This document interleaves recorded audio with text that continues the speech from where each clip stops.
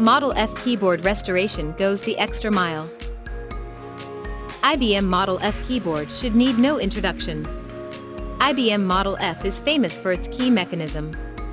This key mechanism is a type of spring. It provides a good experience when typing on the keyboard, and it is not easy to break. First made in 1981, many of these keyboards are now old. But Epictronics has done a good job fixing them. Missing keycaps are not a big problem.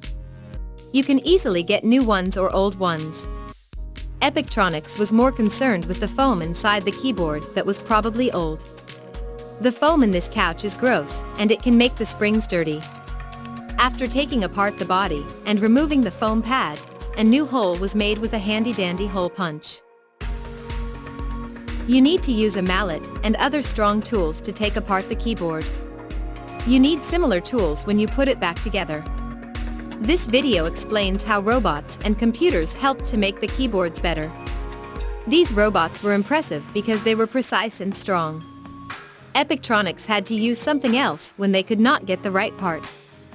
They used pool noodles and a comically large clamp, mixed with sheer determination.